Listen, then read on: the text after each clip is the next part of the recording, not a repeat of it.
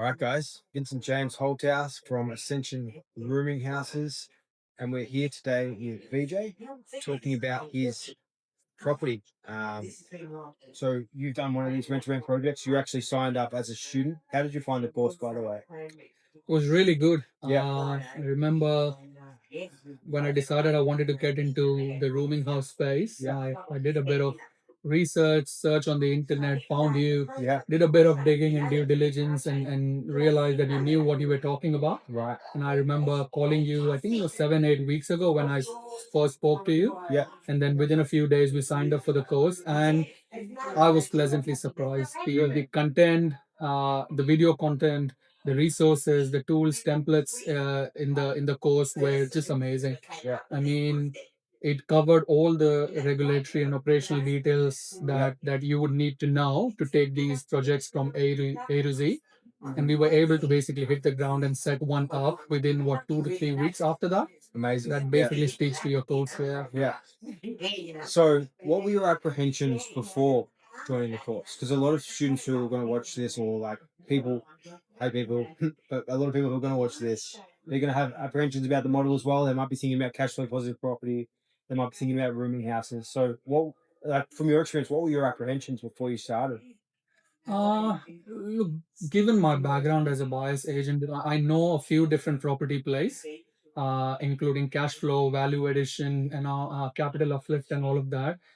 I was familiar with rooming houses, but I was really looking forward to doing what you do, which is a very unique niche within the rooming houses, which Yeah. is uh, rent to rent model. Yeah. So we rent long term, create extra rooms.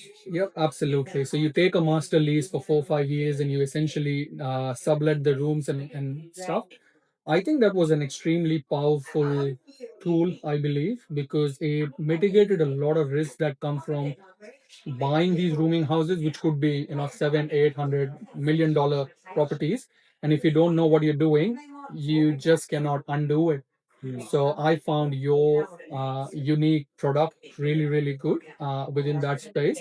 And any apprehension that I may have had about rooming houses, which was the buy a rooming house, own it, and then let it out on a per room basis, those were mitigated by your model, which is the rent to rent model. Yeah. If you don't like it, you sell it and go on to the next one. Yeah, amazing. Cool. So you finished the program and you guys absolutely smashed it. Like we have some students, Vijay and Puja, just came out swinging. It was incredible. They got the information and ran with it. So tell us what that looked like for you. How much is the rent on this place you found? So the master lease, we are paying $1,150 a week. Yeah.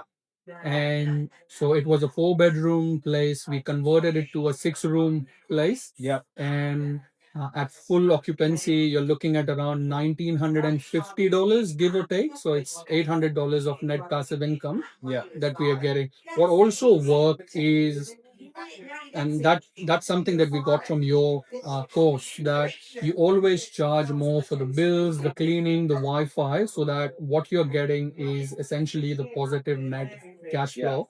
You're not really worried about bills eating into your profit. Yeah. So you just average out the bills and then you add those on top of the rent and you're just running off the numbers before that. So you know that you're That's just going right. to add on this chunk that we run over in the course, Yep. but you just run your numbers on what you actually want is in terms of actual profit on top of that. Absolutely. And look, So going what back, was that 50, 40 grand? it would come to 40 grand. And I think if you account for vacancy and stuff, it would still be a cool $36,000 a year on an investment of what, $19,000. I mean, I will take that any day. So 19,000, that's including rents and bond and renovations and furnishings? No, so it doesn't include the bond. Mhm. Without the bond, it comes to $19,000. So that covers the stud walls, the renovation, the furniture, and all of that. And That the comes rent? to 19. And the first month's rent? So it's 2 weeks rent. We're not giving them 4 weeks rent. It's Okay. just 2 weeks, and that's included in the $19,000. Yeah. How long did it take you to fill? Because you get the bond back at the end, so that's why you got it. That's it. Yeah. So $19,000. How long did it take you to fill your rooms up to that $1,000 mark? Uh, I would say 2.5 weeks. Got it. But that was more because when we started advertising it, we hadn't completed the actual setup. So we started to go to the market and listed the rooms for rent beforehand just to gather interest and Yeah, test the market. it's pretty cool. Yep, yep. And we were doing the setup and the stud walls and the reno and all of that while it was on market. So we may have lost a week or so when people came into inspection, but the property wasn't ready. So if you did it again, you do it. What would you do differently?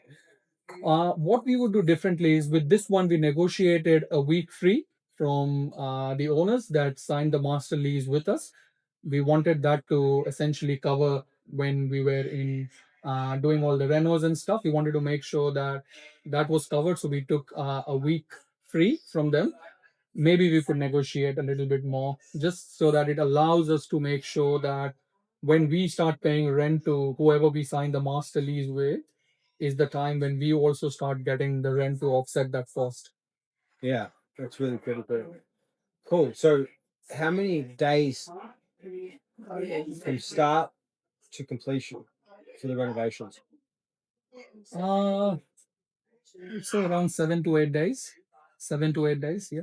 And being that that was your very first one, do you think that if you did it again, you could plan it so that it would look different? Absolutely. Look, one mistake that we did, and this is one thing that you keep talking about in your course, is don't try to do things yourself. Yeah, outsource it. Outsource as much as you can.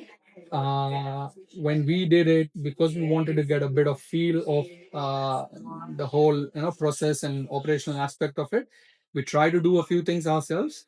I think if we just remove ourselves from that project and make it as a business venture, Yeah. where you don't have to work in it, you can just supervise and project manage it. I think with proper planning, we could get that down to maybe 3 to 4 days. And if we can get a week and a half free from the owners that we are signing these master leases with, it allows us a week's time to get them filled as well. Go all out with the marketing on Yeah. flatmates and stuff and get them filled. Yeah. So maybe it would be like you take photos of the empty rooms, have them put together on ChatGPT from day one when you inspect the property before you sign. You get that listed, and then you try and block off Friday to Monday, carpenter, cleaner, furniture assembler, and then you've got a list of people ready to move in after that weekend. You already advertised it, you haven't paid any rent, and they're through the door. Absolutely. Yeah. Cool. That's amazing. So what's your plan from here? Because I mean, maybe some what's your plan moving forward? Look, the plan is to have at least 4 or 5 of these for ourselves every year at least. And I don't think that's unachievable given that we got one within 3 weeks of signing for the course. So Yeah. I do think that it's quite achievable. Plus, as I was telling you, I do have a bias agency business, and I think that this is a really, really powerful cash flow product that I can offer to my clients as well. Yeah. So people So could reach out and maybe get you to set one up for them or something like that. yeah, yeah, absolutely. Find these products, set them up, and then just make it available as a cash flow positive investment asset. Yeah. Yeah, that's really powerful. What would you say to anyone thinking who's on the fence about buying the course and they're thinking, "Oh, I don't know if it will even work. Like, is this a scam? Does it work at all? Is there anyone who's actually going to be able to rent me a property?" And what would you say to people who are on the fence and they've got all this fear and apprehension and they're stuck in a place like a job they don't want to be in and they're looking for a pathway out? What would you say to people who are on the fence? Look, if you're on the fence because you don't know what's involved, you don't know how to set these ones up, how to do your feasibility, how to go around looking for these, how to talk to people. The course that you have, as I was saying, it has all the tools required, including an extremely simple feasibility Excel sheet. Yeah. That was one thing that allowed us to negotiate a great deal with people because we knew how far we could go with the rents on the master lease. We knew how much rent we needed to charge on each of these rooms. Everything was made extremely simple. Yeah. You also had scripts of how to talk to owners, agents. Yeah. It literally had everything. You even had a lot of guidance around how to outsource a lot of jobs, including granular details like where to find the furniture.